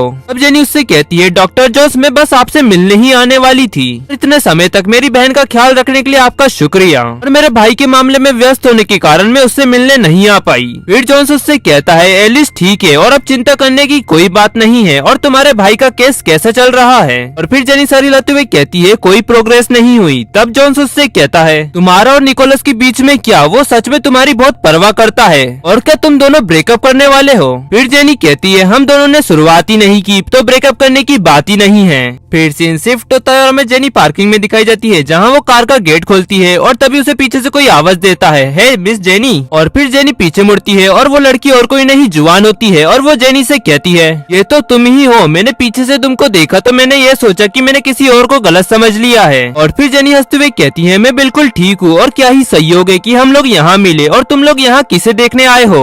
फिर जुआन कहती है निकोलस की मॉम की तबीयत ठीक नहीं है इसलिए हम उन्हें यहाँ मिलने आए हैं। तभी निकोलस आगे बढ़ते हुए कहता है चलो चलते हैं। और फिर वो दोनों वहाँ से जाने लगते हैं और जुआन निकोलस से कहती है मिस जेनी इतनी उदास क्यों लग रही है। तब निकोलस उससे कहता है मुझे लगता है कि तुमने उसे गलत समझा, मुझे तो वो बहुत ही अच्छे मूड में लग रही थी। जुआन को कुछ समझ नहीं आ रहा होता है और फिर वो दोनों वहाँ से चले जाते हैं। और वहीं जेनी मन में कह रही होती है अरे नहीं, मैं इतने भयानक समय में उसका सामना कैसे कर सकती थी। और वहीं दूसरी तरफ हमें निकोलस की मॉम हॉस्पिटल में दिखाई जाती है जो जुआन से कह रही होती है जुआन मुझे बहुत खुशी है कि तुम मुझसे यहाँ मिलने आई। फिर जुआन कहती है चिंता मत करो मैडम, मैं बार बार निकोलस के साथ आपसे मिलने आती रहूंगी। और उसी रूम में निकोलस और जॉन साथ में खड़े हुए होते हैं और जॉन्स निकोलस से कहता है तुम सच में अपनी पूरी लाइफ एक ऐसी लड़की के साथ बिताना चाहते हो जिससे तुम प्यार बिल्कुल नहीं करते। फिर निकोलस कहता है क्या फर्क पड़ता है कि मैं उससे प्यार करता हूँ या नहीं, मैं तो किसी के साथ भी रह सकता हूँ, मुझे कोई फर्क नहीं पड़ता। और तुम्हें क्या लगता है कि मैं बहुत ज्यादा कमजोर हूँ। फिर जॉन्स कहता है ऐसा हो सकता है कि जेनी के साथ तुम्हारा ब्रेकअप होने के बाद तुम्हारा घमंड टूट गया हो। फिर जॉन्स वहाँ से जाते हुए कहता है हो सकता है कि तुम्हारा घमंड अभी ना टूटा हो लेकिन जेनी से मिलने के बाद तुम्हारा घमंड जरूर टूट जाएगा। और अब मैं चलता हूँ, मेरी छुट्टी का समय हो चुका है। और निकोलस की मॉम जुआन से कह रही होती है जुआन मैं निकोलस से कुछ देर अकेले में बात करना चाहती हूँ। फिर जुआन कहती है हाँ ठीक है, तो फिर मैं निकोलस का बाहर इंतजार करती हूँ। और फिर जुआन रूम से बाहर चली जाती है और निकोलस कप में जग से पानी निकाल रहा होता है। और फिर निकोलस की मॉम उससे कहती है निकोलस मेरी दिन ब दिन तबीयत खराब होती जा रही है, मैं चाहती हूँ कि तुम जल्दी से शादी कर लो और अपना परिवार शुरू करो। फिर निकोलस कहता है मॉम क्या आप खुश हो। ये सुन मॉम को कुछ समझ नहीं आता और फिर निकोलस उनसे कहता है मॉम आपने और डैड ने अरेंज मैरिज के कारण शादी कर ली और पूरे जीवन अजनबियों की तरह व्यतीत करते रहे, और क्या आप ऐसी शादी से खुश है और आपको क्या लगता है कि मैं इस शादी से खुश रहूंगा। ये सुन मॉम शॉक्ड होते हुए कहती है निकोलस। और फिर निकोलस मॉम को गर्म पानी का गिलास देते हुए कहता है मॉम अगर आपको ऐसा लगता है कि जुआन मेरी पत्नी बनने के लिए सबसे बेस्ट है तो मैं इस पर विचार करूंगा। और फिर निकोलस उसकी मॉम के माथे को चूमता है और वहाँ से जाते हुए कहता है लेकिन मैं उससे प्यार नहीं कर सकता। और फिर सीन शिफ्ट होता है, हमें जुआन का घर दिखाया जाता है जहाँ वो बेड पर लेटी हुई होती है और मन में कह रही होती है हॉस्पिटल पहुँचने से पहले और जेनी से मिलने से पहले सब कुछ ठीक था, लेकिन जेनी के मिलने के बाद निकोलस मेरे साथ उखड़ा उखड़ा रहने लगा। और तभी जुएल रूम में एंटर होता है और जुआन से कहता है जुआन मैं तुम्हारे लिए कुछ फ्रूट लाया हूँ। क्या बात है, मैंने मॉम से सुना कि तुम्हारा मूड खराब है जब से तुम घर वापस आई हो। तभी जुआन चिल्लाते हुए कहती है ये सब उस जेनी की वजह से हो रहा है, वो हमेशा मेरे और निकोलस के बीच आती है। फिर जुएल उससे कहता है चिंता मत करो, भले ही तुम निकोलस के साथ नहीं हो लेकिन वो जेनी के साथ कभी शादी नहीं कर पाएगा। ये सुन जुआन को कुछ समझ नहीं आता और फिर सीन शिफ्ट होता है और हमें हॉस्पिटल दिखाया जाता है जहाँ एलिस जेनी को फैशन शो का इनविटेशन कार्ड दिखाती है। उस इनविटेशन कार्ड को देखकर जेनी चिल्लाते हुए कहती है ओ माय गॉड, ये तो मेरी आइडल जेनी गौशन का फैशन शो है। और जेनी गौशन कभी भी खुद को सार्वजनिक रूप से नहीं दिखाती है, उनके शो की टिकट पाना बहुत ही मुश्किल है। तुम्हें ये इनविटेशन कैसे मिला? तुम हाल ही में माइकल के मामले में बिजी थी तो मैंने अपने दोस्त को कहकर ये टिकट मंगवा ली, मुझे पता है कि वो तुम्हारी आइडल है। और फिर जेनी एलिस को गले लगाते हुए कहती है ये तो कमाल है, तुम तो बेस्ट हो एलिस। और फिर जेनी मन में कहती है आखिरकार मैं उस फैशन शो में हिस्सा ले सकती हूँ और अब आखिरकार मेरे आइडल की डिजाइन की हुई ड्रेस में पहन सकती हूँ। और फिर सीन शिफ्ट होता है और हमें वो फैशन शो दिखाया जाता है जहाँ जेनी उस फैशन शो में एंटर हो रही होती है और एक लड़की उसे आता देख कहती है वो देखो वो तो जेनी है। और फिर वो लड़की जेनी से कहती है मिस जेनी आप भी इस फैशन शो में हिस्सा लेने आई है। मिस जेनी आपकी ये ड्रेस मिस गोसिया की नहीं लग रही है और ना ही ये नकली ड्रेस है। और तभी दूसरी लड़की कहती है ये ड्रेस मिस गोसिया की है लेकिन ऐसा लगता है कि मिस जेनी ने इसे बदल दिया है। फिर वो पहली लड़की कहती है मिस जेनी ड्रेस का डिजाइन बदलने का आपके पास अधिकार नहीं है, ये तो मिस गोसिया का अपमान है। फिर वो दूसरी लड़की कहती है हाँ तुम्हें तो शर्म आनी चाहिए। और फिर जेनी उन लोगों से कहती है मुझे पता है कि तुम लोग मुझे पसंद नहीं करते लेकिन ये अब बहुत ज्यादा हो रहा है, इसके अलावा ये ड्रेस मुझे अच्छे से फिट नहीं हो रही थी इसलिए मैंने थोड़ा सा बदलाव किया है। और फिर वो लड़की हंसते हुए कहती है यहाँ हर कोई जानता है कि मिस्टर निकोलस जुआन के साथ है और तुम उनके सिवा कुछ भी नहीं हो। और जेनी और उस लड़की की बातें चल रही होती है तभी वहाँ एक लेडी रहती है और जेनी से कहती है ये ड्रेस में तो बहुत ही बड़ा बदलाव है। और वो लेडी और कोई नहीं जेना गौशिया होती है और वो जेनी से कहती है डिजाइन की कोई लिमिट नहीं है और सबसे अच्छी बात तो ये कि ये बहुत ही बढ़िया फिटिंग है और ये बहुत अच्छा भी दिख रहा है। और किसी का कैरेक्टर इतना छोटा भी नहीं होना चाहिए, क्योंकि हर चमकती चीज सोना नहीं होती। फिर वो लड़की चिल्लाते हुए कहती है, तुम मुझे लेक्चर देने वाली होती कौन हो? वो कहती है, मैं हूँ जेनी गौशिया। और ये कहकर वो वहाँ से जाने लगती है और उन तीनों लड़की का मुंह खुला का खुला रह जाता है। और ये सब देख जेनी ब्लश करते हुए मन में कहती है, क्या वो जेनी गौशिया है? इसमें कोई शक नहीं है कि उनका स्वभाव बहुत अच्छा है और वो मेरी तरफ से बोली, ये तो मेरे लिए बहुत ही बड़ी सक्सेस है। अभी वहाँ बोन आते हुए कहता है, जेनी तुम भी यहाँ आई हो? फिर जेनी पीछे मुड़ते हुए कहती है, मिस्टर बोन। फिर मिस्टर बोन के बाजू में खड़ी लड़की जेनी से कहती है, तुम जरूर वही लड़की होंगी जिसने अपनी छोटी उंगली कटवाने का साहस दिखाया। और मैं डेजी डॉनसन हूँ और मैंने तुम्हारे बारे में बहुत कुछ सुना है। फिर हमें उस लड़की के बारे में बताया जाता है, ये है डेजी डॉनसन और ये बोन की वाइफ है और एक कॉलेज स्टूडेंट। और फिर बोन कहता है, ये मेरी वाइफ है और जब से इसने तुम्हारी हिम्मत के बारे में सुना है, ये तब से तुमसे मिलना चाहती थी और दोस्ती करना चाहती थी। और फिर जेनी कहती है, हेलो मेरा नाम जेनी है और मुझे बिल्कुल भी उम्मीद नहीं थी कि बोन की वाइफ इतनी खूबसूरत होंगी। फिर डेजी कहती है, जेनी तुम बहुत ही साहसी हो, क्या तुम मेरी फ्रेंड बनोगी? तभी बोन कहता है, तुम्हारे और निकोलस के बीच में क्या हुआ? मैंने अभी अभी निकोलस को जुआन के साथ देखा, क्या तुम दोनों के बीच में ब्रेकअप हो चुका है? तभी वहाँ खड़ी लड़की चिल्लाते हुए कहती है, ओह माय गॉड, ये तो मिस्टर निकोलस है और वो कितने हैंडसम हैं। तभी दूसरी लड़की चिल्लाते हुए कहती है, काश मैं उनके साथ होती। वहीं जेनी निकोलस को वहाँ देखकर हैरान हो जाती है और वहीं निकोलस और जुआन साथ में आ रहे होते हैं। तभी बोन जेनी से कहता है, जेनी बस तुम एक बार कहो, मैं अभी निकोलस को जाकर उससे छीन लूंगा। तभी डेजी कहती है, हाँ तुमने सही कहा, उस लड़की की हिम्मत कैसी हुई मेरी दोस्त के बॉयफ्रेंड को चुराने की, मैं अभी जाकर उसे ठीक करती हूँ। फिर डेजी आगे बढ़ने लगती है, तभी जेनी उसे पीछे से पकड़ लेती है और फिर डेजी चिल्लाते हुए कहती है, मुझे जाने दो, मैं उस बीच को अभी सबक सिखाती हूँ। और फिर जेनी उसे रोकते हुए कहती है, नहीं डेजी ऐसा मत करो। और फिर डेजी जेनी से कहती है, क्या तुम में अभी भी वही हिम्मत बाकी है जेनी, जिस हिम्मत के बारे में मैंने सुना था? और जो चीज तुम्हारी है, क्या उसे वापस पाने की हिम्मत है तुम में? फिर जेनी कहती है, ठीक है, मुझे खुद ही इस चीज से निपटने दो। और फिर जेनी निकोलस और जुआन के सामने जाकर खड़ी हो जाती है और फिर जुआन कहती है, जेनी। फिर निकोलस कहता है, सामने से हट जाओ। और फिर जेनी कहती है, नहीं मैं नहीं हटूंगी। और फिर वो दोनों बाजू से जाने लगते हैं और जेनी कहती है, मैं प्रेग्नेंट हूँ। ये सुन निकोलस रुक जाता है और पीछे मुड़कर उसका हाथ पकड़ लेता है और उससे कहता है, क्या कहा तुमने? फिर जुआन चिल्लाते हुए उससे कहती है, जेनी तुम ऐसा दावा कैसे कर सकती हो और तुम मेरे साथ निकोलस का रिश्ता कैसे बर्बाद कर सकती हो? और फिर जेनी कहती है, मुझे माफ करना जुआन, लेकिन मैं अपने बच्चे को बिन पिता के नहीं रहने दे सकती। अभी निकोलस चिल्लाते हुए कहता है, बस बहुत हो गया। और फिर वो जेनी का हाथ पकड़ता है और उसे ले जाते हुए कहता है, मेरे साथ आओ। और वहीं जुआन चिल्लाते हुए कहती है, निकोलस। और निकोलस और जेनी हमें पार्किंग में दिखाए जाते हैं, जहाँ जेनी चिल्लाते हुए निकोलस से कहती है तुम मुझे कैसे खींच रहे हो? क्या तुम जानते नहीं कि मैं प्रेग्नेंट वुमेन हूँ? और फिर निकोलस जेनी से कहता है, बेहतर होगा कि तुम मुझसे झूठ नहीं बोल रही होंगी। और फिर जेनी निकोलस को रिपोर्ट दिखाते हुए कहती है, ये देखो मेरे पास सबूत है, मैंने हॉस्पिटल जाकर चेकअप कराया और अब तुमको मुझ पर विश्वास करना ही होगा। और फिर निकोलस उस रिपोर्ट को देखने लगता है और तभी जेनी खांसने लगती है और उसे ऐसा देख निकोलस शॉक्ड होते हुए कहता है, क्या हुआ? तब जेनी उससे कहती है, ये सब तुम्हारी वजह से हो रहा है, तुमने मेरा हाथ पकड़ा और मुझे इतनी तेजी से चलवाया और मैंने सुबह से कुछ नहीं खाया और अब मुझे उल्टी सा महसूस हो रहा है। फिर निकोलस जेनी का हाथ पकड़ता है और उससे कहता है, चलो मेरे साथ मेरे घर चलो। और फिर वो दोनों कार की तरफ आगे बढ़ने लगते हैं और जेनी निकोलस से कहती है, क्या वहाँ जुआन को अकेले छोड़ना ठीक होगा? तब निकोलस उससे कहता है, मेरे असिस्टेंट उसे वापस भेज देंगे और बेहतर होगा कि तुम दूसरों की परवाह करने के बजाय खुद की परवाह करने पर ज्यादा ध्यान दो।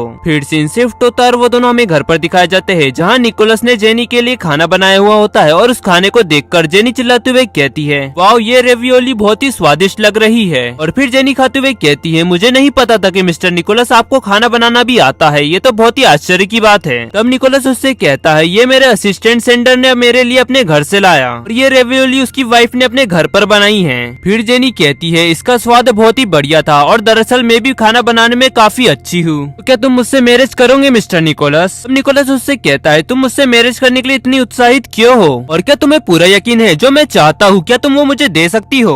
तब जेनी उससे कहती है, इसमें सोचने वाली क्या बात है, शादी के बाद मैं तुम्हें सब कुछ दे सकती हूँ और इसके अलावा क्या हम बेड पर कंपेटेबल नहीं है? ये कहती हुए वो निकोलस के हाथ को टच करती है। तभी निकोलस अपने हाथ पीछे खींच लेता है और उससे कहता है, ज्यादातर मैं खुद को एडजस्ट करता हूँ और अपना बेस्ट देता हूँ। फिर जेनी कहती है, क्या मुझे रूम में और भी इम्प्रूवमेंट करने की जरूरत है? तभी निकोलस को फोन आता है और वो फोन देखने लगता है और फिर वहाँ से उठकर जाने लगता है और ये सब देख जेनी को समझ नहीं आता और फिर वो दूर जाकर बात करने लगता है, मॉम। और फिर उसकी मॉम कहती है, जेनी से कहो कि वो अपना अबॉर्शन करा ले और फिर तुम उससे दूर हो जाओ कि तुम जुआन से शादी करने वाले हो और जेनी जैसी लड़की हमारे परिवार के बिल्कुल भी लायक नहीं है। फिर निकोलस कहता है, मुझे पता है कि मुझे क्या करना है। और फिर फोन कट हो जाता है और निकोलस जेनी के पास आते हुए कहता है, तुमने सब कुछ सुन लिया है ना? फिर जेनी कहती है ऐसा लगता है कि हमारा रिश्ता धन्य नहीं है। एक कहकर वो निकोलस को गले लगा लेती है और फिर निकोलस उससे कहता है सब ठीक हो जाएगा, मैं हूँ ना। फिर सीन शिफ्ट होता है और हमें कुछ देर बाद का समय दिखाया जाता है जहाँ निकोलस बुक पढ़ रहा होता है। फिर जेनी निकोलस के पास आती है और उसे देख वापस मुड़कर हंसते हुए मन में कहती है अगर मेरा बच्चा निकोलस की तरह दिखेगा तो वो कितना अट्रैक्टिव लगेगा। अभी निकोलस बुक बंद करता है और उसका हाथ पकड़कर उसे अपने पास खींच लेता है और उससे कहता है तुम कहाँ देख रही थी। और निकोलस जेनी का हाथ पकड़कर उसे अपने पास खींच लेता है और उससे कहता है तुम कहाँ देख रही हो। और फिर वो जेनी को किस करने लगता है और फिर जेनी उससे कहती है डॉक्टर ने मुझसे कहा कि ये प्रेगनेंसी की अर्ली स्टेज है तो किसी भी तरह की इंटीमेट एक्सरसाइज करना सही नहीं होगा। ये सुन निकोलस को गुस्सा आ जाता है और वो बिना कुछ कहे वहाँ से जाने लगता है। इस पर जेनी भी कुछ नहीं कहती और फिर निकोलस बेडरूम पे जाकर बेड पर लेट जाता है। फिर बेडरूम में जेनी आती है और उसे देखकर निकोलस उससे कहता है अब सो जाओ। फिर जेनी निकोलस के पास आती है और उससे कहती है अगर तुम बच्चा नहीं चाहते तो तुम मुझे पहले ही बता दो, मैं तुम्हारे लिए कोई भी मुसीबत खड़ी करना नहीं चाहती। फिर सीन शिफ्ट होता और हमें नेक्स्ट डे की सुबह दिखाई जाती है जहाँ जेनी सोकर उठ जाती है और फिर वो देखती है कि उसके बाजू में एक पेपर रखा हुआ होता है और फिर वो उस पेपर को उठाते हुए मन में कहती है क्या वो मुझसे इसीलिए नाराज हो गया क्योंकि कल रात मैंने उसे करने के लिए मना कर दिया और वो यहाँ से चला गया। और उस पेपर में लिखा हुआ होता है मैं एक बिजनेस ट्रिप पर जा रहा हूँ और मुझे वापस आने में 1 हफ्ता लग जाएगा तो मेरा इंतजार करना।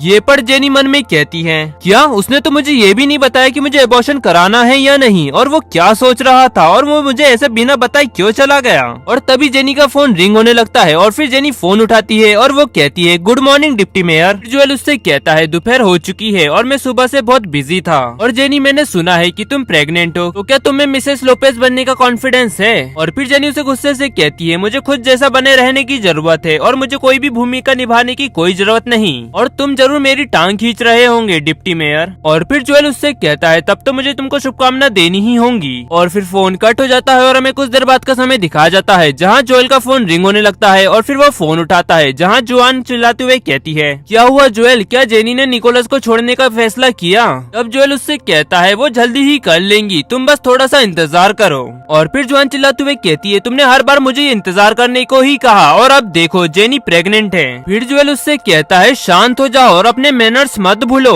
और फिर जोआन गुस्से से फोन कट कर देती है और जाते हुए मन में कहती है नहीं अब मैं और इंतजार नहीं कर सकती, मुझे कुछ न कुछ करना ही होगा। और वहीं दूसरी तरफ जोएल फोन पर कह रहा होता है मिस्टर निकोलस, हाँ ठीक है मैं समझ गया। फिर सीन शिफ्ट होता और हमें निकोलस का घर दिखाया जाता है जहाँ जेनी मन में कह रही होती है मुझे पूरा यकीन है कि वो मुझे पाखंडी कह रहा होगा और क्या एक ऑफिसर को इस तरह की बातें करनी चाहिए और क्या वो अच्छे से बात नहीं कर सकता। और फिर जेनी स्टेयर से नीचे आने लगती है और फिर वो देखती है कि नीचे एक लेडी बैठी हुई है और वो लेडी और कोई नहीं निकोलस की मॉम होती है। और वो जेनी को देखकर कहती है तुम जरूर जेनी होंगी है ना, मैं निकोलस की मॉम हूँ, नीचे आओ मुझे तुमसे कुछ बात करनी है। और फिर जेनी नीचे आती है और उनसे कहती है मैडम लोपेज क्या मैं जान सकती हूँ कि आपको मुझसे किस बारे में बात करनी है। और फिर निकोलस की मॉम उसे देखकर मन में कहती है ये तो हैरानी की बात है, ये लड़की उस व्यक्ति से कितनी मेल खाती है। और निकोलस की मॉम जेनी से कहती है निकोलस तुमसे शादी नहीं कर सकता तो तुम इस बच्चे का क्या करने वाली हो। ये सुन जेनी हैरान होती हुई कहती है ये इतने सीधे सीधे कैसे बोल सकती है। और फिर जेनी उनसे कहती है मैं निकोलस से प्यार करती हूँ तो मैंने इस बच्चे को जन्म देने का फैसला किया है। फिर निकोलस की मॉम कहती है क्या तुम उसे जन्म देने वाली हो, ठीक है अब से तुम निकोलस की नजरों से दूर हो जाओगी और बच्चे को जन्म देने के बाद मैं तुमको एक बहुत बड़ी कीमत दूंगी और उसके बाद तुमको और तुम्हारे परिवार को इस शहर को छोड़कर जाना होगा और वापस कभी मत आना। ये सुन जेनी हैरान हो जाती है और फिर वो कहती है मुझे माफ करना, ऐसा लगता है कि आपको मेरे बारे में कुछ गलतफहमी हुई है, मैं उस तरह की बिल्कुल नहीं हूँ। और फिर मॉम कहती है मैंने ये नहीं कहा कि पैसे के खातिर तुम निकोलस के बच्चे को जन्म दो, ठीक है अगर तुम सच में निकोलस की परवाह करती हो तो मैं तुम्हें दूसरा ऑप्शन देती हूँ। ये सुन जेनी हैरान होते हुए कहती है वो दूसरा ऑप्शन क्या है।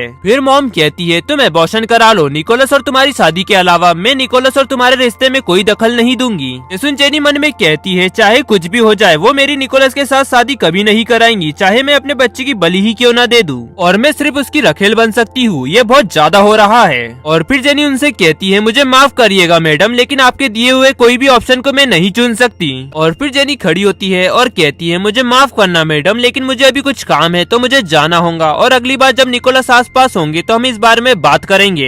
तभी वहाँ खड़े बॉडीगार्ड जेनी को पकड़ लेते हैं और जेनी चिल्लाते हुए कहती है तुम लोग ये क्या कर रहे हो। फिर मॉम कहती है तुम निकोलस का बहाना देकर यहाँ से नहीं जा सकती, हम इस मामले को अभी सुलझाएंगे, और अगर तुम सच में निकोलस से प्यार करती हो तो तुमको लोपेस परिवार के बारे में और भी ज्यादा सोचना चाहिए, बिल्कुल मेरी तरह।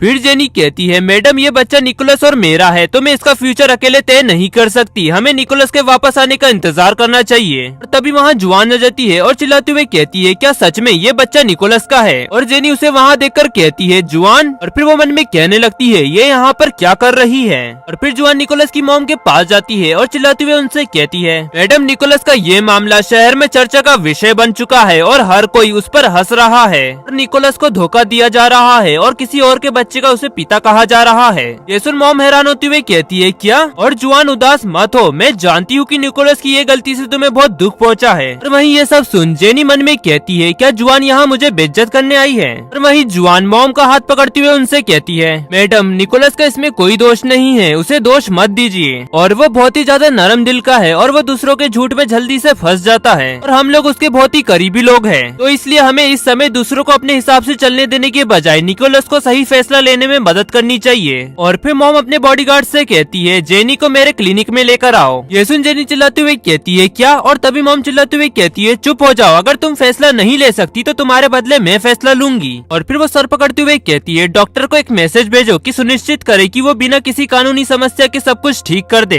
और अब मैं शांति से बैठना चाहती हूँ। फिर वो गार्ड कहता है यस मैडम। ये सब सुन जेनी हैरान होती हुए मन में कहती है एबॉर्शन, और फिर वो चिल्लाते हुए कहती है मैडम मैंने आपको मना कर दिया ना, और आपको ऐसा करना क्या गैर कानूनी नहीं लगता। तभी एक बॉडीगार्ड उसका मुंह बंद कर देता है और उसे पकड़कर वहाँ से ले जाने लगते हैं। ये सब देख जुआन मन ही मन हंस रही होती है, और फिर वो मॉम के शोल्डर दबाते हुए उनसे कहती है मैडम आप गुस्सा मत होइए और आपको अपने स्वास्थ्य का ध्यान रखना चाहिए, क्योंकि आप ही वो पर्सन है जिस पर निकोलस को सबसे ज्यादा भरोसा है। तभी वहाँ एक गार्ड आ जाता है और वो कहता है मैडम क्वीन ग्रुप के डायरेक्टर को लेने के लिए एक व्यक्ति आया है। फिर सीन शिफ्ट होता है और जेनी को कार में ले जाया जा रहा होता है, और वहीं जेनी मन में कह रही होती है निकोलस ने मुझे ये सब झेलने के लिए यहाँ अकेला छोड़ दिया और वो बिजनेस ट्रिप पर चला गया, वो बहुत ही कमीना इंसान है। तो वहीं दूसरी तरफ व्यान उस बॉडीगार्ड से बात करता है और वापस कार में आकर बैठ जाता है और मन में कहता है मिस जेनी लोपेस रेसिडेंट में क्यों नहीं है। और फिर व्यान जेनी को कॉल करता है पर उसका कॉल लगता नहीं, और फिर वो मन में कहता है ये सब क्या हो रहा है। फिर सीन शिफ्ट होता है और हमें एक डॉक्टर दिखाया जाता है जहाँ वो नर्स से कह रहा होता है क्या सर्जरी के लिए सब कुछ तैयार है। तब नर्स उससे कहती है हाँ डॉक्टर सब कुछ तैयार है। तो वहीं एक रूम में जेनी होती है और वो इधर उधर घूमते हुए मन में कहती है मैंने खुद को गलती से उन घिसी पिटी एक्ट्रेस की तरह बना लिया है और मुझे ऐसी स्थिति से बचने के लिए कोई न कोई तरीका सोचना होगा। और तभी जेनी को एक आइडिया आता है और वहीं रूम के बाहर जुआन आते हुए गार्ड से कहती है वो कहाँ पर है, मैडम बहुत ही ज्यादा चिंता में है इसलिए उन्होंने मुझे यहाँ देखने के लिए भेजा। फिर गार्ड कहता है मिस जुआन। कमरे में एंटर होने के बाद मिस जेनी शांत हो गई और जल्दी ही सर्जरी शुरू होने वाली है। सुन जुआन हैरान होते हुए कहती है शांत हो गई। फिर जुआन रूम के अंदर एंटर होती है और वो देखती है कि खिड़की से कपड़ा बाहर लटका हुआ है और ये सब देखो चिल्लाते हुए कहती है जेनी खिड़की से भाग गई, जल्दी जाओ और उसे पकड़ो। फिर गार्ड्स भागते हुए वहाँ से चले जाते हैं और जुआन आगे बढ़ते हुए कहती है अरे नहीं ये क्या हुआ। और फिर वो कपड़े को अपने हाथ में लेती है और चिल्लाते हुए कहती है अरे नहीं ये कपड़ा तो आधा है। अभी जेनी उसके पीछे जाती है और उसके हाथ में ब्लैंकेट होता है और वो जुआन से कहती है जुआन तुम बहुत जल्दी में लग रही हो। फिर जुआन पीछे मुड़ते हुए मन में कहती है अरे नहीं ये तो एक जाल था, और जेनी उसे उस ब्लैंकेट में बांध देती है और वहाँ से बचकर भागने लगती है। तभी उसके सामने डॉक्टर और नर्स आ जाती है और उनको धक्का देते हुए वहाँ से जाते हुए कहती है मेरे रास्ते से हट जाओ। और जेनी के धक्का देने से नर्स के हाथ का वो ट्रे उछल जाता है और उसमें रखा इंजेक्शन उछलकर जुआन को लग जाता है। ये सब देख नर्स चिल्लाते हुए कहती है अरे नहीं मिस जुआन। और वहीं जेनी क्लिनिक से बाहर निकल जाती है और मन में कहती है इससे पहले कि गार्ड्स को पता चले कि मैंने उनको बेवकूफ बनाया, मुझे जल्द से जल्द यहाँ से निकलना होगा। तभी एक गार्ड चिल्लाते हुए कहता है वो रही, जल्दी करो उसे पकड़ो। और फिर जेनी भागने लगती है और सारे गार्ड उसका पीछा करने लगते हैं। और फिर जेनी भागते हुए एक पेड़ के पास पहुँचती है और हाँफते हुए मन में कहती है मैं जानती हूँ कि मैं एक अच्छी इंसान नहीं हूँ, लेकिन वो परिवार मुझसे भी ज्यादा बदतर है। तभी उसके सामने व्यान की कार आती है और व्यान उसे देखकर कहता है मिस जेनी। और जेनी उसे देखकर कहती है व्यान। और फिर जेनी कार में बैठ जाती है और कार चलने लगती है। और फिर जेनी व्यान से कहती है तुमने मुझे कैसे ढूंढा। फिर व्यान कहता है मैं लोपेस रेसिडेंट गया था, आप मुझे वहाँ नहीं मिली, तो फिर मैंने आपको संपर्क करने की कोशिश की लेकिन आपका फोन बंद बता रहा था। फिर मैंने अपने कनेक्शन का इस्तेमाल किया और मैंने ये पता लगाया कि लोपेस रेसिडेंट से कौन कौन सी कार निकली, और मैंने जब तक पता करता रहा जब तक मैं यहाँ पहुँच नहीं गया। तो मिस जेनी आखिरकार हुआ क्या। और फिर जेनी उससे कहती है ये सब भूल जाओ, ये एक बहुत लंबी कहानी आनी है और मेरे लिए एक फोन लेकर आओ और मेरे लिए एक प्लेन की टिकट बुक करवाओ। मैं निकोलस को ढूंढने जा रही हूँ और मुझे उससे हिसाब बराबर करना है। और गाइस इसी के साथ एपिसोड नंबर 19 यहाँ एंड होता है। पसंद आया तो लाइक एंड सब्सक्राइब जरूर करें। मिलते हैं आपको जल्दी नेक्स्ट एपिसोड में।